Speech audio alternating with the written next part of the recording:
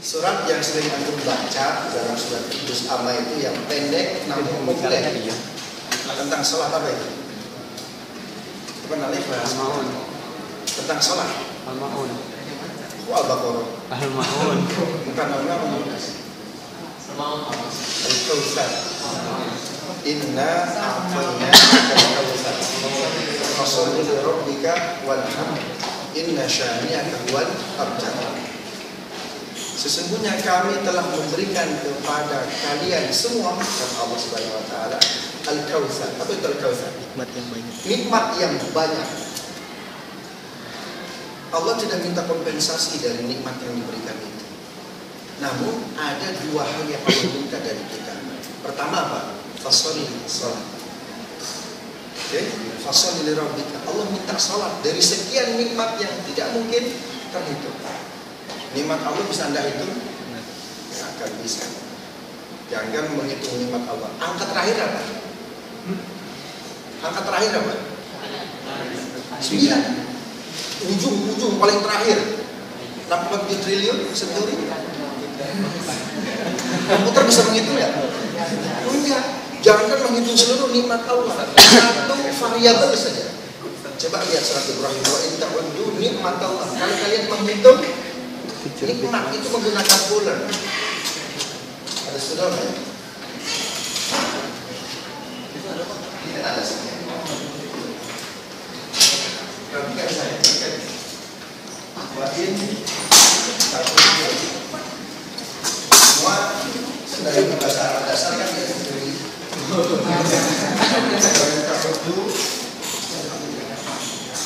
nikmat Allah la tuhsuha. Jika kalian menghitung, ini menggunakan singular. Jika kalian menghitung satu nikmat saja, la tuhsuha. Allah nggak bilang begini, wa ta'uddu ni'amallah. Hanya nikmat, bukan nikmat. Kita pakai S. Ya. Kita untuk menghitung satu nikmat saja la tuhsuha, nggak akan bisa. Nah, dari sekian nikmat yang banyak yang Allah berikan yang tidak mungkin terhitung itu, Allah cuma minta satu. Apa? Fasholli li rabbika. Allah minta salat. Yang kedua wanhar. Allah minta kita berkorban. Bukan hanya sekedar menyembelih, makna yang luas, yang makro. Jadi salat itu sesuatu yang Allah minta. Berarti menjadi hutang tidak? Oh ya tentu. Karena agama itu hutang, betul tidak? Din itu satu akar kata dengan kata dain. Artinya apa? Loan, hutang. Jadi kalau Anda tidak sholat, Anda berhutang. Ya, Anda berhutang. Kenapa? Karena itu sesuatu yang Allah minta. Baik. Itu yang pertama. Yang kedua, salat itu bukan saja yang Allah minta, tetapi Allah berikan kepada hamba-Nya jika kita butuh kepada Allah. Apa? Wasta'inu bis-sabri was-salah. Apa artinya? Terangkan nggak? Mintalah pertolongan. Wasta'inu bis-sabri was-salah. Nafasnya saya jaga-jaga itu. Wasta'inu bis-sabri was-salah. Mintalah pertolongan kepada Allah. Karena manajer risetnya lama itu anak fasilitas. Wasta'inu bis-sabri was-salah apa artinya? Mintalah kalian kepada Allah, minta kepadaku bis-sabri dengan sabar dan salat. Jadi salat itu dia punya vertikalisme, kemudian punya profilisme. Ya, vertikal karena dia diminta oleh Allah. Kedua dia profan. Apa profan? Karena sesuatu yang dibutuhkan oleh hamba-Nya. Ketika minta sesuatu, kata Allah apa? Pakai sholat. Coba lihat Imam Syafi'i, dia kalau waktu yang dia paling senangi, yang paling bahagia menurut Imam Syafi'i ketika masuk waktu sholat. Kenapa? Ketika masuk waktu sholat dia nulis daftar permasalahan dia. Pertama, kredit motor, mungkin bahasa kita begitu, Anda kan begitu kan, tugas akhir belum selesai, ya kan, kredit itu. Ya. Kemudian akhwat yang nggak mau maharnya murah, diampuhkan begitu, maharnya mahal. Yang ketiga, banyaklah problem kita ini banyak. Imam Syafi'i dia setiap kali masuk waktu sholat dia melis problem yang dia hadapi. Pertama, istrinya belum soleh, karena istri gubernur. Imam Syafi'i itu istri gubernur. Siapa istri Imam Syafi'i? Ada yang kenal nggak namanya siapa? Nggak ada yang kenal nih. Nyonya Syafi'i.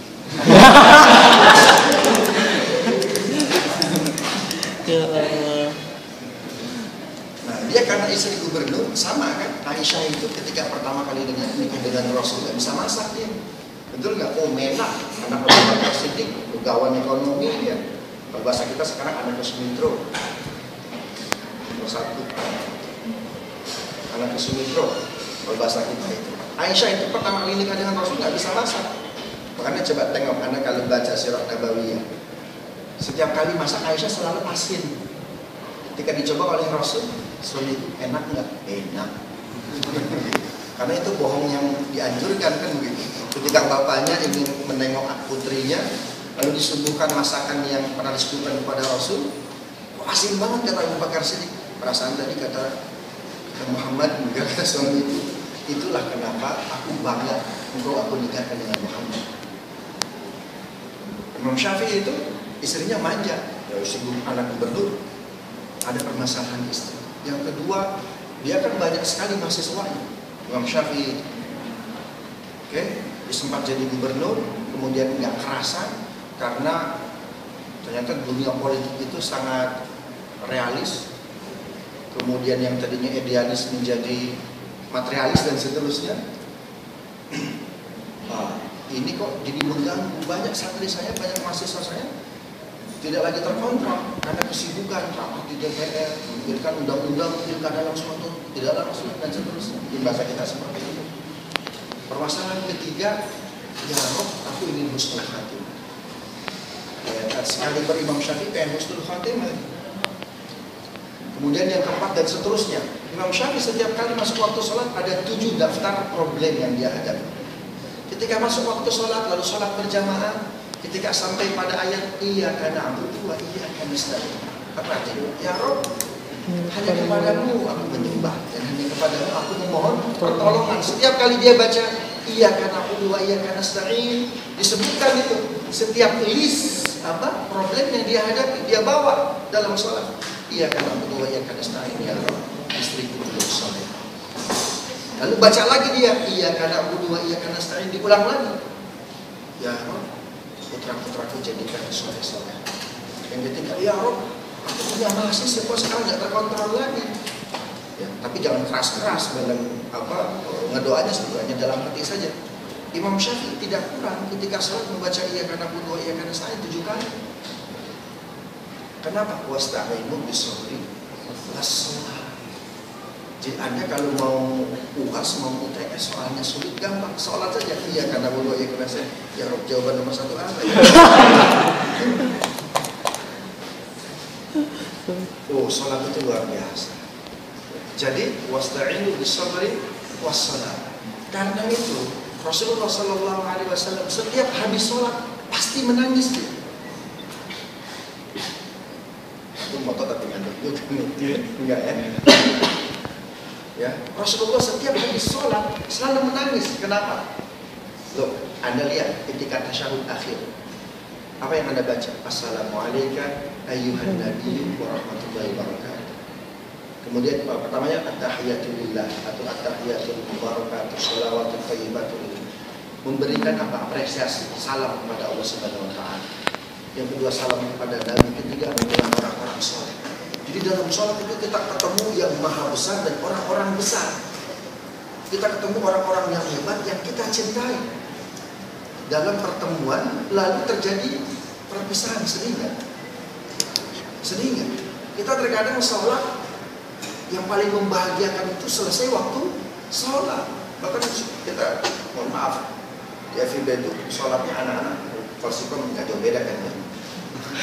Itu sholatnya terkadang banyak, mahasiswa cepat sekali. Saya tanya, kamu selama sholatnya cepat banget, Ustaz. Dari kecil gak ada sholat. Udah biasa kan?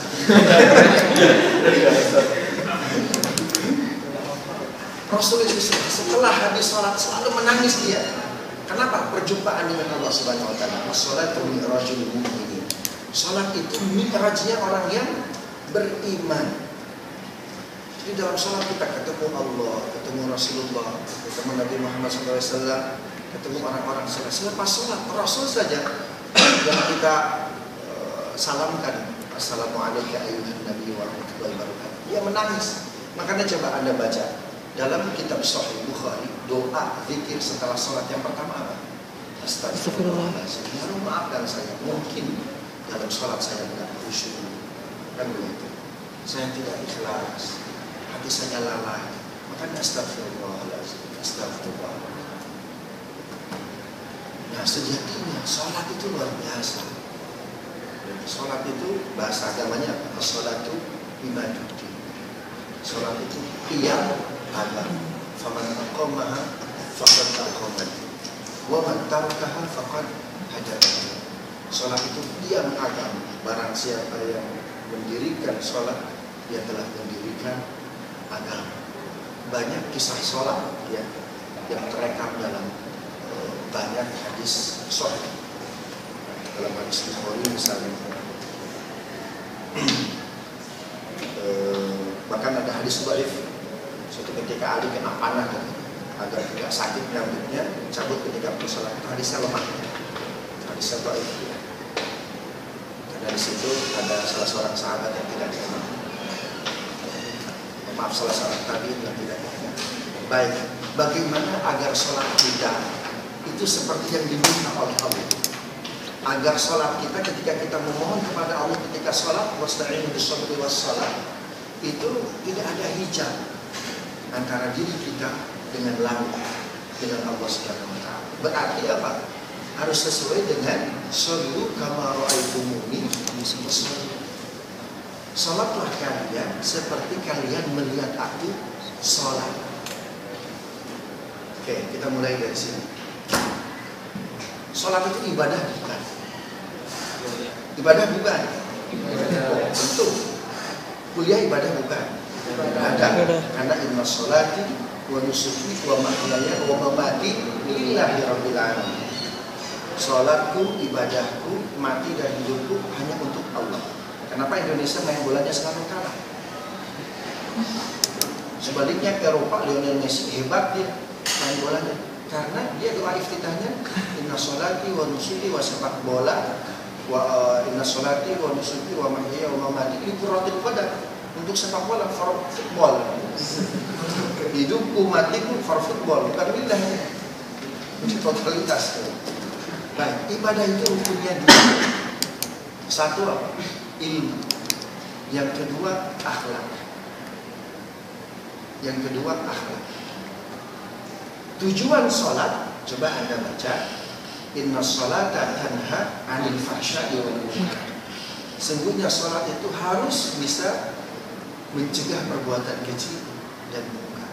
Tapi coba Anda tengok para koruptor.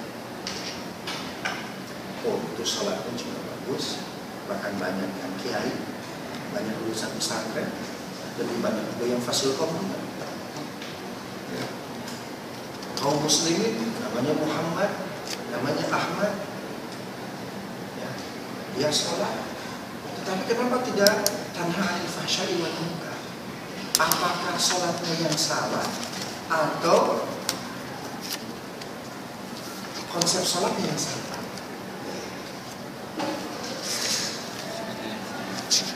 Kenapa sholat kita itu tidak bisa membuat keji dan munkar? Ada salah seorang sahabat namanya Mus'ab bin Umair datang ke Ali bin Abi Thalib.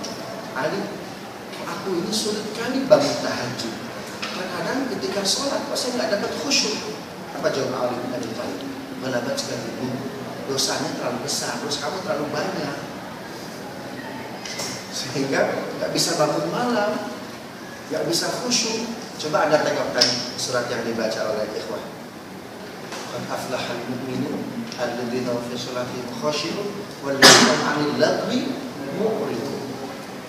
Berbahagialah orang-orang yang mukmin yang ketika sholat dia Khusyuk. Apa definisi khusyuk? Yang pertama, meninggalkan sesuatu yang mubah, yang gak bermanfaat. Jangankan yang haram, jangankan yang makruh, yang bernilai manfaat aja dia tinggalkan. Anda browsing, tetapi yang gak bermanfaat, kapan lagi download. Sesuatu yang gak bermanfaat itu membuat debit iman kita sholatnya nggak bisa, as-sholatu mi'rajul mu'minin, nggak bisa terbang itu. Jadi yang diangkut bebannya terlalu berat sehingga nggak bisa naik. Walladzina hum 'anil lagwi mu'ridun, yang nggak manfaatnya nggak dikerjakan. Nah, tetapi paling tidak untuk mendesain sholat seperti yang Rasul katakan, shollu kama ra'aytumuni usolli, sholatlah kalian seperti kalian melihat aku sholat. Saya pun sama-sama lah, saya berbicara seperti ini bagian untuk menasihati diri sendiri, karena sholat itu sangat sulit. Sholat itu untuk sampai kepada maqam khusyuk sulit banget. Coba saya ingin baca definisi khusyuk tadi. Yang pertama, walladzina hum 'anil lagwi mu'ridun. Yang kedua, coba buka mushafnya. Buka mushafnya. Surat Al-Mu'minun. Walladzina hum 'anil lagwi mu'ridun walladzina hum lizakati fa'ilun. Apa artinya lizakati fa'ilun? Suka membayar zakat. Maksudnya apa? Dermawan. Maksudnya apa? Dermawan dia.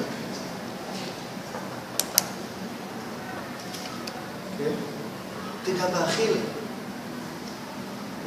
Hatinya bergetar ya, ketika melihat seorang muslim yang harus dibantu. Kita saudara kita di Palestina luar biasa itu. Kita sedang enak-enak makan daging kambing, dia jangan kan mikirkan daging kambing. Bisa hidup itu sudah luar biasa. Bisa melihat matahari, bisa melihat sunrise itu sudah luar biasa. Sampai sunset dan nikmat sekali. Kita terkadang makan kambing nambah dan seterusnya. Bahkan tidak jarang kita ngambil ekornya. Okay. Sifat dermawan. Kemudian yang ketiga apa? Walladzina hum lizakati fa'ilun walladzina hum li furujihim hafizun. Jaga kehormatan kita sendiri. Jaga kemaluan. Dalam bahasa Arab itu menarik sekali ya. Kata HIV itu satu akar kata dengan kata hammam. Hammam itu apa artinya? Hammam, toilet. Kalau Anda baca hammam, burung. Humam, HIV. Orang yang sering mainin burung kemudian ke toilet pasti kena HIV. Itu bahasa Arab itu dia elok sekali bahasanya. Bahasa Al-Quran itu elok sekali. Jadi sekali dua kali menggayu 100-210 terlampau itu. Itu kualitas diksi bahasa Arab itu, diksi Al-Quran itu luar biasa. Diksinya luar biasa. Ternyata menjaga kehormatan diri itu bagian dari apa? Dari khusyuk. Anda mungkin akan dahsyat lagi, ada hadis riwayat Muslim, az-zina yuraf. Zina itu beban historisnya diwariskan. Coba Anda cek, betul kan? Zina itu beban historisnya terwariskan dia. Bilal bin Rabah suatu waktu terlambat di taklimnya Utsman bin Affan. Kenapa? Di tengah jalan melihat budak yang betisnya tersingkap. Yang tersingkap dan betisnya tersingkap. Sampai ia terlambat datang di kajian Utsman bin Affan. Sampai di pengajian Utsman bin Affan, apa kata Utsman bin Affan? Ra'aitu zina fi wajhi. Aku lihat tuh bekas zina di wajah. Luar biasa. Karena ittaqu firasatal mu'minin. Takutlah kamu firasatnya orang yang beriman. Dimulai dari mana? Dari sholat khusyuk. Ternyata mohon maaf, orang yang tidak iffah, yang tidak bisa menjaga kemaluannya, sangat sulit untuk khusyuk. Sangat sulit untuk khusyuk. Wala taqrabuz zina innahu Nah, kita pun sekarang sedang menyikapi ini. Ya, kita betul, ini kan Indonesia bukan Islam. Tapi pakaian mahasiswi dengan banyaknya mahasiswi sekarang kan UK, ini jadi UK, Universitas Korea. Itu pakaiannya belum nggak jelas itu. Kita harus punya regulasi begini. Kita yang luar biasa UPI itu ya. Karena seriusan psikologi kita yang pakai jilbab dari 130 sekarang ya. Ya, dari 100 mahasiswa UI 70 berjilbab. Artinya masih banyak 70% garapan Anda ini. Garapan kalam itu. Ya, garapan kalam dan salam. Terus, itu 3. Yang keempat, ini definisi khusyuk. Ayo buka mushafnya. Qad aflaha al-mu'minun alladziina hum fi shalatihim khashi'un walladziina hum 'anil lagwi mu'ridun walladziina hum lis-zakati fa'ilun walladziina hum li furujihim hafizun illa ma malakat aymanuhum fa innahu ghairu malumin faman ittaqa wara'a dzalika fa'ulaika humul 'adun walladziina hum li amanatihim wa ahdihim ra'un, yang menjaga amanah. Ya, Anda nyontek nggak akan khusyuk itu. Ya, Anda copy paste mengambil, ya Anda plagiator, nggak akan khusyuk itu. Jadi mohon maaf, ya, jangan sampai plagiat. Itu perintah agama itu, betul nggak? Itu perintah agama, jangan sepele. Itu perintah agama, jangan copy paste. Karena kita, mohon maaf, kalau tugas akhir, yang kita babat apa? Internet biasanya. Itu tidak aman. Lisan Anda, tangan Anda, dan seterusnya. Ternyata itu satu variabel yang menjadikan kita khusyuk. Yang keempat. Yang kelima, walladziina hum li ahdihim ra'un walladziina hum ala sholatihim yuhafizun. Jadi orang yang menjaga sholatnya, pertama yang dia jaga sholat awal waktu. Jadi berdasarkan ayat ini nggak akan khusyuk orang yang sholat asar jam 5:30. Betul nggak? Nggak akan khusyuk. Tidak akan khusyuk orang yang sholat asar jam 5. Kenapa? Dia nggak komitmen. Inna sholata kanat 'alal mu'minina kitaban mawquta. Ada waktunya. Berdasarkan ayat ini, Anda nggak punya komitmen salat khusyuk. Ya. Ada sebuah hadis sahih. Allah ketika memanggil seseorang dengan seruannya lewat azan, Allahu Akbar, Allahu Akbar. Lalu kita seolah-olah budak khatamallahu ala qulubihim wa ala sam'ihim wa ala absarihim, insyaallah. Kita seolah-olah budak. Maka Allah menutup rahmatnya 10 pintu. Jadi di langit itu, dalam hadis riwayat Muslim ada 2 pintu. 1 pintu rahmat, 2 pintu laknat. Ketika kita berbuat baik, maka pintu rahmat dibuka, pintu laknat ditutup. Ketika kita berbuat keburukan, pintu laknat dibuka, pintu rahmatnya ditutup. Anda saja, orang tua kita manggil, nama Anda siapa? Arif, ibu haus diminta air. Lalu Arif jawab, 5 minutes ma'am. Marah nggak ibu kita kira-kira? Marah banget. Betapa senangnya seorang ibu ketika memanggil Arif, ibu haus pengen minum. Belum dia ngomong, sudah diberikan air. Atau paling tidak bersegera. Tapi paling senang lagi Allah, kenapa ibu saya ini kehausan ini. Lalu kita membawakan air, sama seperti orang menunggu waktu azan.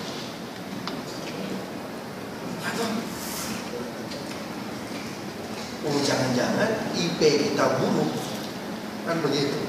Hidup kita sulit. Ini karena kita nggak komitmen kepada Allah Subhanahu wa taala. Bukan saya nih, walladziina hum 'ala sholatihim yuhafizun. Itu yuhafizun yang pertama. Yuhafizun yang kedua, itu kan before. Ada lagi istilahnya, yuhafizun itu ya ketika sholat, praying ya. Ketika waktu sholat, rukunnya dia jaga, syaratnya dia jaga. Ada salah seorang sahabat sholat cepat banget, kata Rasul, Sholli fa innaka lam tusalli. Salat lagi, engkau belum salat. Ya. Salat, engkau itu belum salat. Rasul bilang apa? Antasari, kamu koruptor. Antasari itu, kamu koruptor. Kamu koruptor. Enggak amanah kepada Allah Subhanahu wa taala.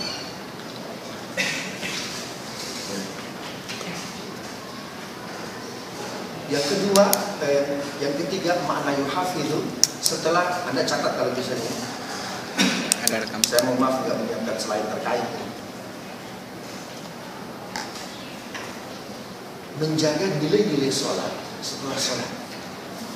Dalam hadis riwayat Tirmidzi ada hadis seperti ini. Man shalla tsumma tasaba batalat sholatu fa'il'an. Barang siapa melaksanakan sholat, lalu setelah sholat ia mengambil barang orang lain, sendal, sepatu, karena mengamalkan ceramah khotib begitu, ambil yang baik, wah yang buruk. Nah, maka batalat sholat itu, sholatnya batal. Bukan hanya nilai pahalanya, tetapi kewajibannya batal. Kalau menggunakan Imam Tirmidzi, kita maaf tidak masuk kerangka fikih 4 mazhab dulu ya. Kita masuk kerangka hadis dulu yang disepakati dulu. Kalau menggunakan hadis Tirmidzi, Anda sholat, setelah itu ngomongin orang lain. Bahasa itu dosen itu gini aja tuh. Batalat sholat Anda batal. Kemarin itu sholat Jumat di MUI khotibnya lama banget. Ada grundel, bukan ada yang batuk apa disengaja. Ya kedengarannya. Kan biasanya kalau khotib, Anda juga kan sering sholat di MUI ya, khotib Jumat. Itu kadang kalau khotibnya lewat dari 12:30 itu batuknya makin ramai. Makanya saya sering bilang ke Pak Mujilan, Pak tolong kasih tahu khotib-khotib itu, kalau khutbah sesuai sunnah Rasul jangan terlalu lama, tapi padat berisi, jangan kepanjangan. Yang dilamakan kalau bisa salatnya. Kan begitu sunnah Rasul. Yuqassirul khutbata wa yutawwilus salat. Meringkas khutbah, memanjangkan salat. Gitu. Jadi jangan heran nanti kalau ada khatib sebentar, imamnya lama. Itu sesuai sunnah Rasul. Kadang Anda maunya apa? Dua-duanya. Maunya imamnya baca surat Al-Ikhlas. Kenapa disebut surat Al-Ikhlas? Karena makmum sangat ikhlas. Imam baca surat Al-Ikhlas. Nah itu beberapa definisi khusus dalam surat Al-Mu'minun. Itu berkaitan dengan apa? Dengan akhlak. Oke, sekarang kita lihat dari sisi kaifiyah. Karena ibadah disebut ibadah kalau dia punya 5 rukun. Pertama, bacaannya sama dengan Rasulullah. Oke. Yang kedua, pelaksanaannya, kaifiyahnya sama dengan Rasulullah. Oke. Kemudian yang ketiga, waktunya sama seperti yang ditentukan oleh Rasulullah. Kemudian yang keempat apa? Tadi waktu tempatnya sama seperti yang ditentukan oleh Rasulullah SAW. Dan yang kelima, niatnya sama seperti yang ditentukan oleh Rasulullah. Maka disebut ibadah. Itu disebut dengan sunnah istilahnya. Oke, kita mulai dari sholat kita. Sholat ini tidak pernah Rasul mengatakan. Rasul kan sholat itu hadisnya sangat umum. Shollu kama ra'aitumuni usolli. Sholatlah kalian seperti kalian melihat aku sholat. Anda kalau ingin sholat Anda benar, apakah cukup Al-Quran saja? No. Dalam Quran hanya ada apa? Idza qumtum ila sholati faghsilu wujuhakum wa aydiyakum ila marafiqi. Surat apa itu? Al-Maidah ayat 6. Ya, Al-Maidah ayat 6. Nah, praktek sholat adanya dalam sunnah. Bahkan kalau kita lihat hadis riwayat Muslim, sholatlah kalian seperti kalian melihat aku sholat. Oke, saya husnuzon dari 5 rukun tadi, Anda sudah dapat ini. Anda ini orang-orang yang luar biasa, komitmen waktunya, tidak pernah melakukan sesuatu yang mubah, yang sia-sia. Nah, saya husnuzon saja. Artinya husnuzon itu negatif thinking. Positif. Ya, saya berhusnuzon saja kepada kalian. Ya, anggap yang 5 ini anak kalam sudah luar biasa. Tinggal bagaimana 5 variabel komponen yang harus kita jangan terlalu jauh lah dengan Rasulullah SAW. Jangan-jangan yang 5 ini kita sudah oke. Ya, Anda waktunya nggak sia-sia, nggak banyak ngobrolnya. Ada yang pernah baca buku Yusuf Qaradawi belum tentang Ad-Din wa Daulah? Itu saya terjemahkan dalam bahasa Inggris. Ad-Din wa Daulah, Religion and State. Itu buku luar biasa. Ada anak muda Qatar bertanya kepada Yusuf Qaradawi. Yusuf Qaradawi kan sekarang dia suaka ke Qatar ya, kecamatan Qatar. Qatar itu kecil, kecamatan, tapi buat rumah Lidah, buat rumah FIFA ya. Wahai guru, boleh tidak saya nonton film? Itu muridnya, S3 di Al-Azhar. Kebetulan promotornya Yusuf Qaradawi karena bidang zakat. Boleh tidak saya nonton film? Kata Yusuf Qaradawi, boleh, tapi dengan syarat. Setelah kau hatamkan Quran 30 juz. Boleh tidak saya hari ini nonton film? Boleh, dengan syarat pertama kau sudah hatam Quran 30 juz.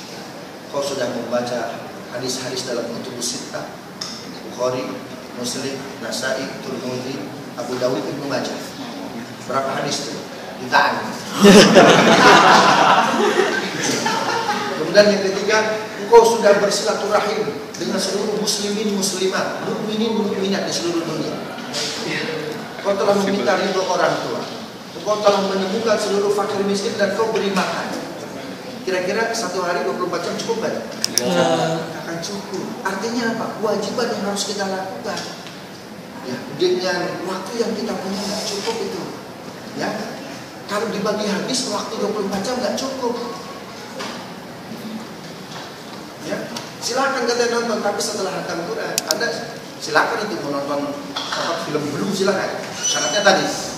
Yang kedua ada syaratnya tidak bergambar, tidak bersuara. Tidak bergambar, tidak bersuara.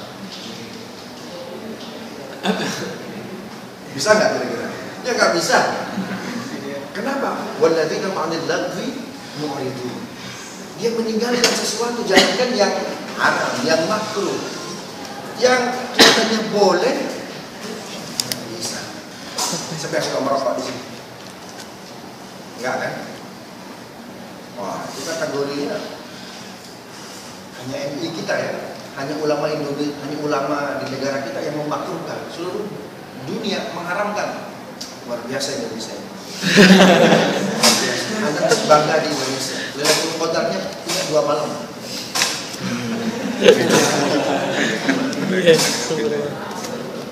Baik. Saya husnuzon. Kita husnuzon, kita ya sambil learning by doing lah ya.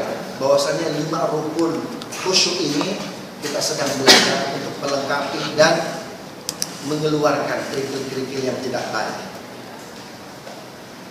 Selanjutnya kita belajar ibadah rukun pertama ilmu. Salat kita sudah sesuai belum? Seperti yang dilakukan oleh Rasulullah SAW. Dia Rasul bilang, "Shollu kama ra'aitumuni usolli." Rasanya, saya pokoknya jam 6 harus selesai. Ya, tapi pembahasan harus selesai juga. Lihatlah, sholatlah kalian seperti kalian melihat aku sholat. Saya tanya, berapa jumlah sahabat pada masa Rasulullah SAW? Ada yang tahu? Berapa jumlah kaum muslimin pada masa Rasul? Ada yang tahu? Coba di internet Google ketik. Berapa jumlah kaum muslimin pada masa Rasul SAW? Ada yang tahu? Ada yang tahu? Berapa jumlah? Berarti kan ini ilmu demografi kan? Berapa jumlah kaum muslimin pada masa Rasul? Banyak. Wah, banyak. Kayak anak kecil, anak ayam ada 100, mati 1 tinggal berapa? Masih banyak.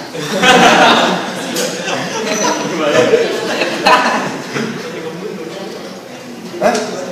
Berapa jumlah kaum muslim pada masa Rasul? Masa 314 kan? Gak mungkin. Kira-kira ada datanya? Tidak ada. Karena Madinah sudah menjadi negara. Betul nggak? Jadi sudah ada,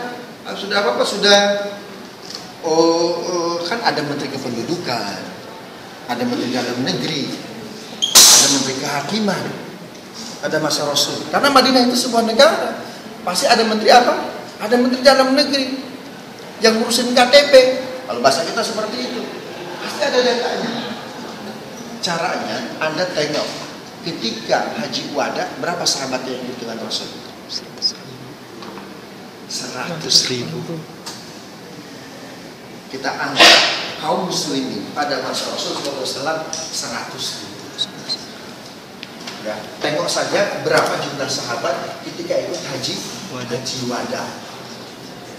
100.000. Tapi kalau Anda baca Kutubus Sittah, 6 buku hadis yang pokok itu, yang disebutkan namanya oleh Rasul masuk surga eksplisit sedikit itu. Hanya berapa? 70.000. Berarti ada 30.000 yang tidak disebutkan namanya masuk surga, betul nggak? Itu sahabat saja, nggak disebutkan namanya eksplisit seluruhnya. Saya ketik nama saya Abdul Muthalib di Google, nggak keluar. Sebagai ahli surga itu. Apalagi kita ini, makanya ini jangan belum berlari-lari. Ambil lagi muridnya buang. Karena pekerjaan orang penghuni surga itu apa? Innal muttaqina mafaza alaika wa a'naba wa kawaira asraba wa ka'san dihaqa la yasma'una fiha lagwaw wa la kitab. Tidak pernah mendengar sesuatu yang percuma. Lagwan diserap dalam bahasa Indonesia menjadi lagu.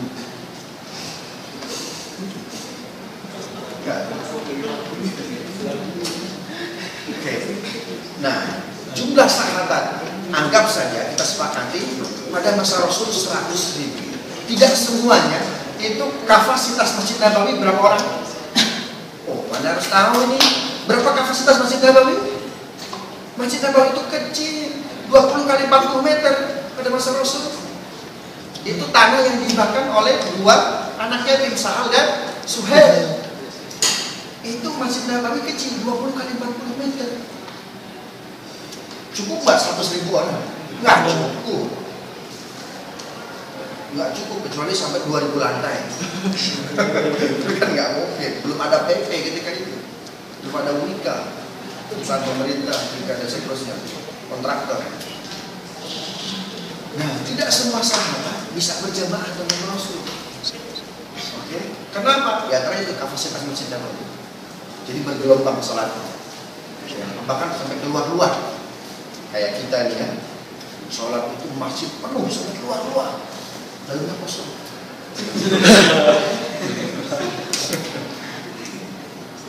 Nah, ada sahabat yang dikirim ke Yordan, ke Palestina untuk berdakwah, sehingga mereka tidak bisa menyaksikan secara persis sholatnya Rasul. Nah, dalam kondisi itu, siapa yang dicontoh? Sahabat yang selalu standby, ikut sholat dengan Rasul. Kalau Anda baca Bukhari, sebenarnya dijadikan role model Abu Bakar, Umar, Utsman dan Ali. Karena istilah Khulafaur Rasyidin itu sudah ada dari lisan Rasul. Rasul masih hidup. Tetapi Abu Bakar, Umar, Utsman dan Ali yang selalu standby sholat dengan Rasul, sholatnya pun beda-beda. Saya pernah jelaskan begini. Setelah pernah Abu Bakar kalau sholat begini, Allahu Akbar. Kemudian tangannya tahiyatul barakatuh salawatut thayyibat sampai Hamidul Majid baru di kelas. Umar bin Khattab Allahu Akbar. Jadi Anda jangan berpikir lain-lain ya ketika ada seorang Allah tangannya begini preman. Utsman bin Affan Allahu Akbar bukan pusat dia. Wah Anda apalagi nih? Jangan-jangan tangannya Ali bin Abi Thalib Allahu Akbar seperti ini. Umar bin Khattab at-tahiyatu lillah on terus dia. Hamidul Majid baru di kelas. Ya, Utsman bin Affan tahiyatul mubarakatuh salawatut thayyibat. Ketika asyhadu alla baru di kelas. Ali bin Abi Thalib at-tahiyatul mubarakatuh salawatut atau at-tahiyatu lillah. Ketika asyhadu alla baru on. Para sahabat galau. Ini sholat versi siapa yang benar? Versi Metro TV atau versi TV mana? Hadisnya kan satu kan? Shallu kama ra'aitumuni usalli. Salatlah kalian seperti kalian melihat aku salat. Tidak semua sahabat Rasul bisa salat dengan Rasul. Empat ini dijadikan contoh. Ya, tangannya begini. Di kemudian hari menjadi praktek mazhab Hambali. Oke? Mazhab apa? Hambali. Kemudian turunannya Muhammad bin Abdul Wahab, kemudian ke Ibnu Taimiyah. Ini praktek sholat 756 AM. Kemudian kalian ini praktek sholat 756 AM. Kali ini kemudian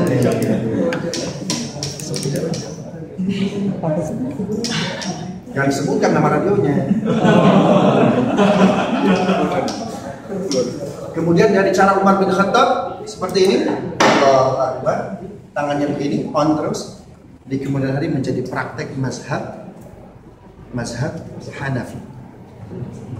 Hanafi itu banyak di Irak, Maroko, ya. Kemudian dari cara Utsman bin Affan, Allahu Akbar, di bawah pusat tangannya at-tahiyatul mubarak, ketika tasyahud dia close, asyhadu an la. Di kemudian hari menjadi praktek mazhab Maliki. Orang Madinah asli itu kalau sholat tangannya di bawah. Cocok karena orang Madinah itu punya gendut-gendut. Jadi di bawah pusat mungkin ya. Jadi jangan disalahkan. Ada memang para sahabat ketika melihat Rasul seperti itu dalam kondisi yang berbeda. Itulah hebatnya Rasul. Dari cara Ali bin Abi Thalib di hari kemudian menjadi praktek mazhab Syafi'i. Ini dalil hadis riwayat Muslim. Ashabi kayyujun. Bi ayyi muqtadaitu iqtadaitu. Sahabat-sahabat itu seperti bintang di pinggir lautan. Kepada siapapun kalian mengikuti salah seorang dari sahabatku, iqtadaitu. Kalian dapat hidayah. Mana yang salah yang suka menyalahkan? NU kunut, betul nggak? Muhammadiyah kunut tidak? Enggak kunut, saling menyalahkan. Tapi sekarang sudah damai, sudah tidak ngurusin kunut lagi, karena sudah sama-sama enggak sholat subuh.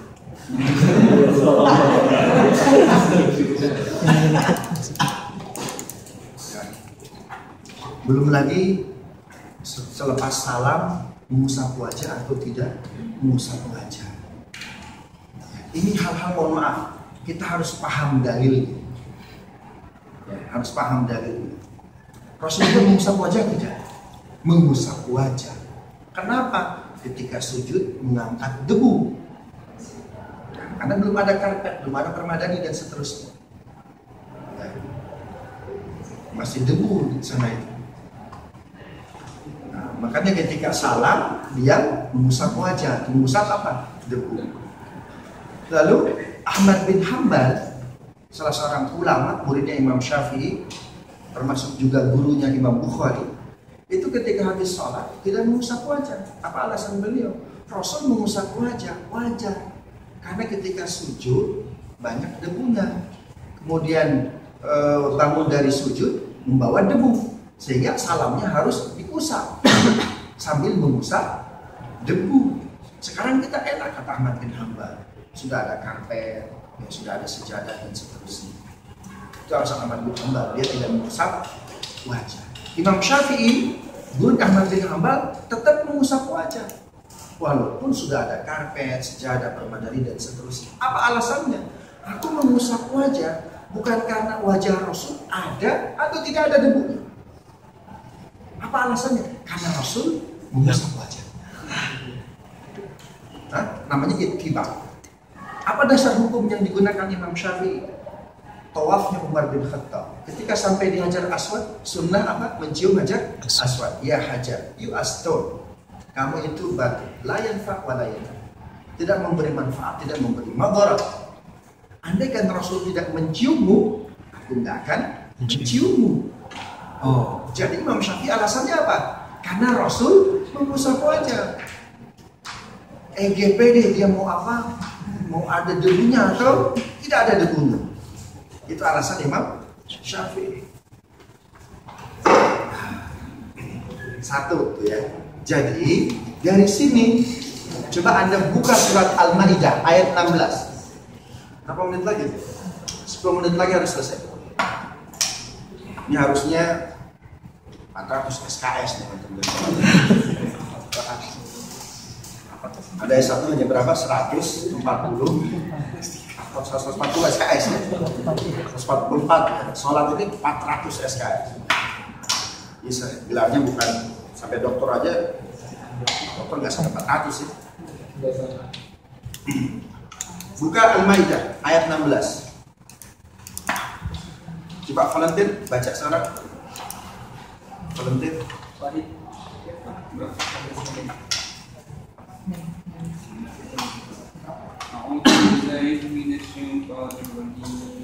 يهديه الله من اتبع رضوانه سبل السلام يخرجهم من الظلمات إلى النور بإذنه ويهديهم إلى صراط مستقيم. Baca terjemahannya. Dengan kitab itulah Allah menunjuki orang-orang yang mengikuti keridhaan-Nya ke jalan keselamatan, dan dengan kitab itu pula Allah mengeluarkan orang-orang itu dari gelap gulita kepada cahaya yang terang benderang dengan seisinya dan menunjuki mereka ke jalan yang lurus. Subul salam. Jalan menuju Allah itu menggunakan kata subul. Apa subul artinya? Subul apa artinya? Jalan, way. Ways. Dia bentuk plural. Singularnya sabilu. Sabilu. Sabilu, sabilani, subulu. Sabilu one way, sabilani two ways, subulu three and more. Kan begitu. Ya, kalau dalam bahasa Arab dia agak elok, ada bentuk double form, bentuk dua. Kalau bahasa Inggris kan singular, plural. Kan begitu. Way, ways. Kalau dalam bahasa Arab ada bentuk double form, ditambahkan alif dan nun. Sabilun, sabilani, subulun. One way, two ways, and three and more. Nah, tidak ada dalam bahasa Inggris way, wayani, ways. One, boyan, ways. Ada itu. Mana elok bahasa Arab? Coba tengok. Jalan menuju Allah itu subul, jalan-jalan. Jalan-jalan. Jadi menuju Allah itu subul, banyak jalannya. Oke? Tetapi tujuannya menggunakan singular. Assalam. Allah nggak bilang subul salamat. No. Ya. Jadi jalan menuju Allah itu banyak banget subul. Tetapi tujuannya mufrad, tujuannya tunggal, singular. Ditambah menggunakan kata assalam. Apa artinya? Peace. Perbedaan cara pandang bersyariat, sholat, kunut, enggak kunut. Jangan sampai yang satu mengusap wajah, tidak mengusap wajah, enggak penting. Karena innallaha la yanzuru ila suwarikum. Allah enggak lihat muka kalian. Mau mengusap wajah, tidak mengusap wajah. Kita jangan sampai sampai mudah mengatakan lisan ini bid'ah. Itu bukan muslim. Al-muslimu, orang Islam itu man, yaitu orang salim al-muslimun, orang lain merasa aman dari lisan dan tangan. Oke, jadi Islam itu sangat luas sekali.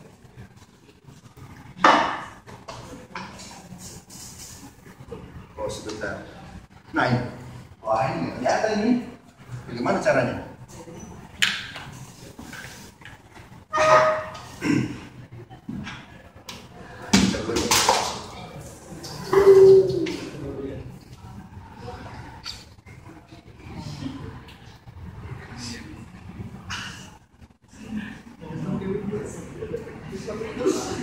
Supaya kelihatan gimana nih?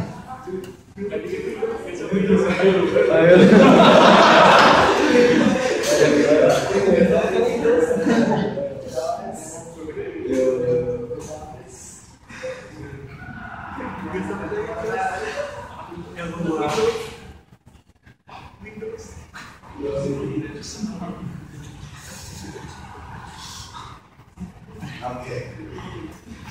Tadi kan rukun ibadah ada berapa? Dua. Satu ilmu. ilmu dalam ibadah ada tingkatannya. Pertama ilmu yakin. Gak ada presentasinya. Yang kedua ainul yakin dan yang ketiga hakul yakin.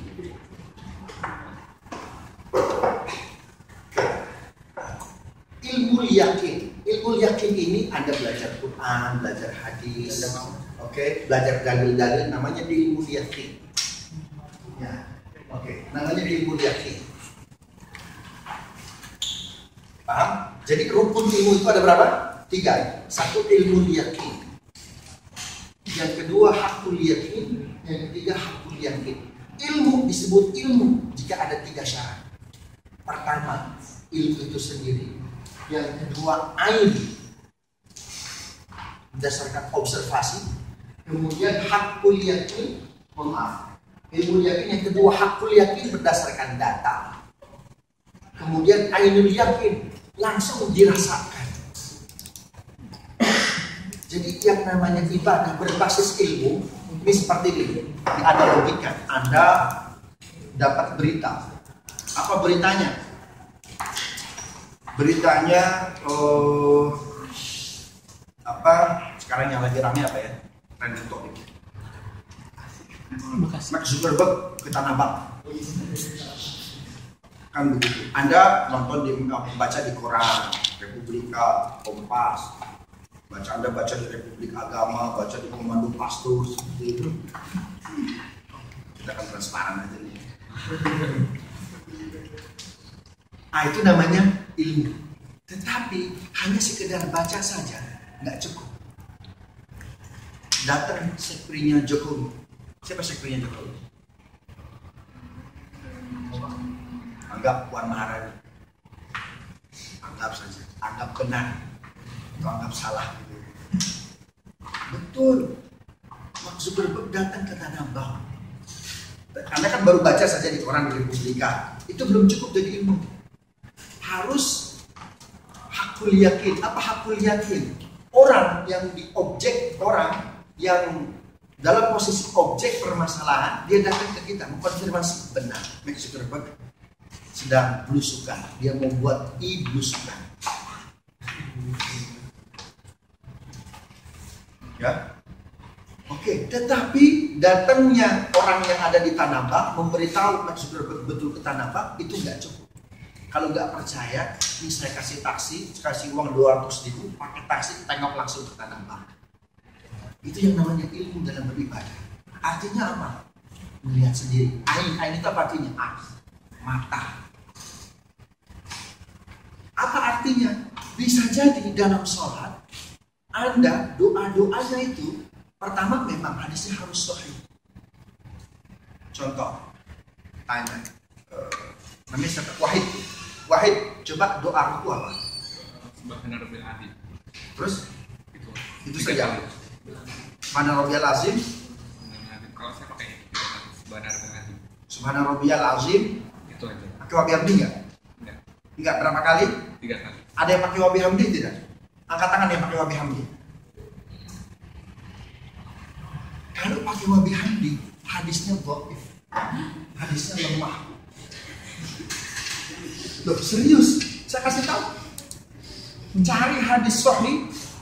Doa ruku subhana rabbiyal azim wa bihamdi, itu sahih hadis. Itu ada dalam kumpulan hadis-hadis dhaif. Itu namanya ilmu yakin. Anda baca, ternyata kok pakai wa bihamdi hadisnya lemah. Atau Anda doa iftitah, apa doa iftitahnya? Allahu akbar kabira. Kemudian apa? Ini wajah tuh, kalau pakai ini dhaif hadis.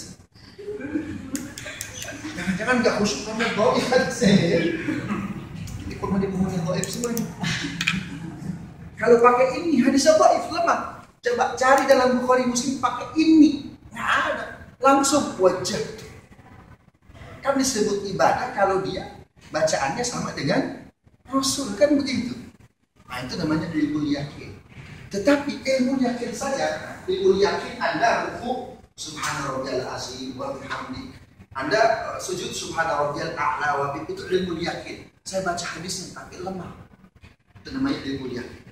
Tetapi saya dari kecil pakai wabihamdi, kan begitu. Dari kecil saya pakai ini wajah tuh. Dari kecil saya musab wajah, kayaknya kalau nggak pakai musab wajah nggak afdol. Dari kecil saya subuh kunutan, kalau nggak kunut kayaknya gimana gitu subuhnya. Itu tidak membuat saya khusyuk. Boleh tidak? Silakan Anda ruku pakai subhana rabbiyal azim. Silakan sujud Anda pakai subhana rabbiyal a'la wa bihamdi. Kok boleh Anda menggunakan hadis Aisyah? La sholata liman lam yakhsha qalbu. Tidak dihitung salat orang yang ragu, yang tidak melahirkan khusyuk dalam salat. Saya kok nggak mantap kalau nggak pakai baca. Paham?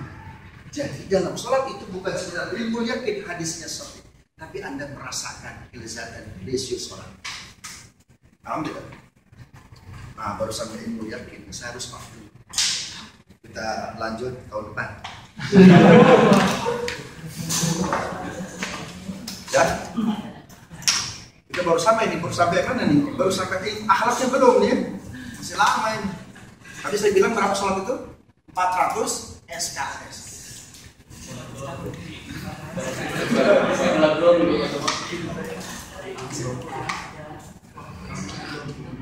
Lima menit. Alhamdulillah telah mendengarkan itu ya, sebuah ya tentang sholat, dan saya juga makin senang nih kalau bahas tentang sholat, apalagi yang kata Ustaz kasih itu kan. Nah, sekarang masuk tanya jawab aja 5 menit sedikit untuk penanya dari Ikhwan ada yang ditanyakan. Ikhwan dari apa dari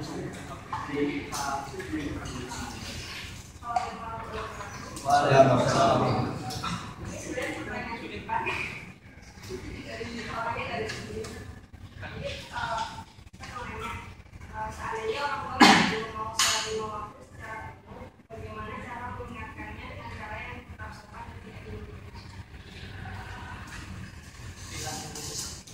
Kenapa? Jawab langsung aja ya. Mengingatkan orang tua agar sholat.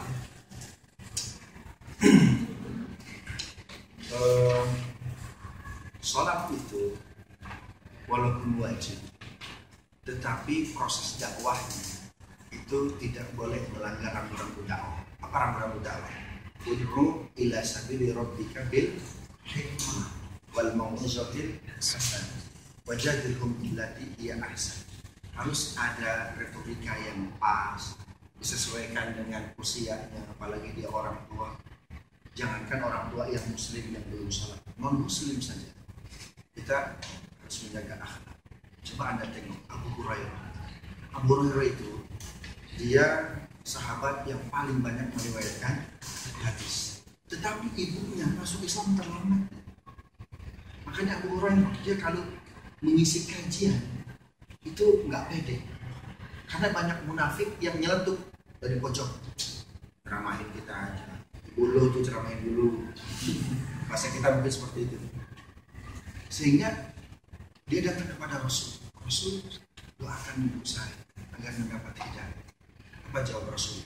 Ruwaidan, step by step, pelan-pelan. Rasul itu kalau bangun tahajud tidak pernah membangunkan Aisyah. Bayangan Anda kalau Nabi sholat tahajud bangun ketika elok sekali ya. Bahkan suatu ketika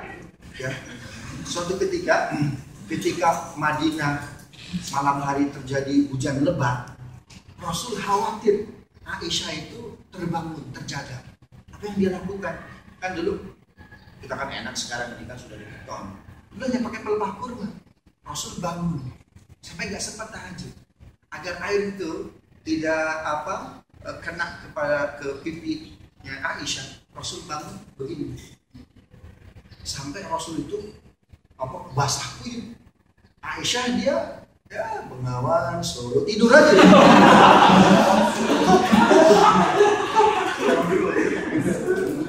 Aisyah tidur aja sampai subuh tiba dan dia tidak terjaga. Pagi-pagi Rasul setelah sholat subuh nggak pulang. Biasanya setelah sholat subuh ya Rasul menunggu sampai matahari terbit, kan begitu. Lalu sholat sunat syuruk 2 rakaat. Setelah itu apa? Berkeliling, belusukan di mana? Di makam baqi. Kan antara Masjid Nabawi dengan pemakaman Baqi dekat tuh ya. Nah ini kok Rasul sudah jam 10 belum pulang, ternyata tertidur. Di mana? Di Masjid Nabawi karena kelelahan. Nah Abu Bakar Siddiq karena khawatir ini rumah putrinya, kenapa tadi malam kan hujan lebat, dikontrol sama Abu Bakar Siddiq. Aisyah, tadi malam gimana? Makanya kenapa ayah? Pas dilihat kok banjir sampingnya. Tapi kok saya nggak merasa, kata Aisyah itu. Ya orang tidur. Rasul kalau lagi bangun tahajud tidak pernah membangunkan. Bahkan Rasul akhlaknya luar biasa. Kalau membangunkan istri tidak pernah pakai lisan. Tapi apa? Pakai. Rasul itu kalau membangunkan istrinya ditiupkan ya ke mata kanannya. Berarti apa? Nafas Rasul wangi.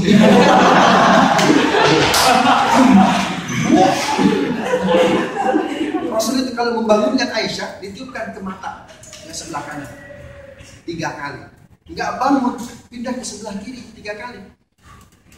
Nggak bangun sudah 6 kali dikecupnya ya mata yang kanan. Romantis men.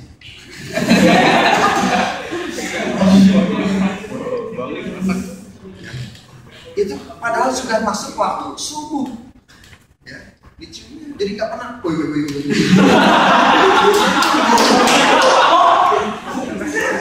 ewok sekali tuh Rasulullah. Luar biasa.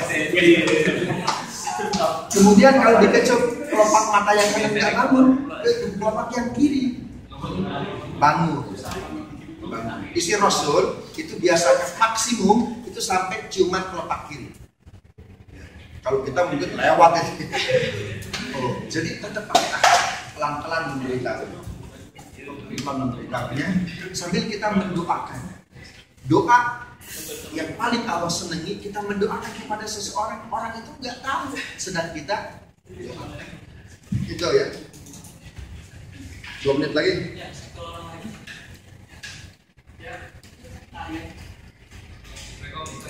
Assalamualaikum. Saya ingin tanya tentang ini kan ada beberapa mazhab gitu ya. Misalkan contohnya, misalkan kita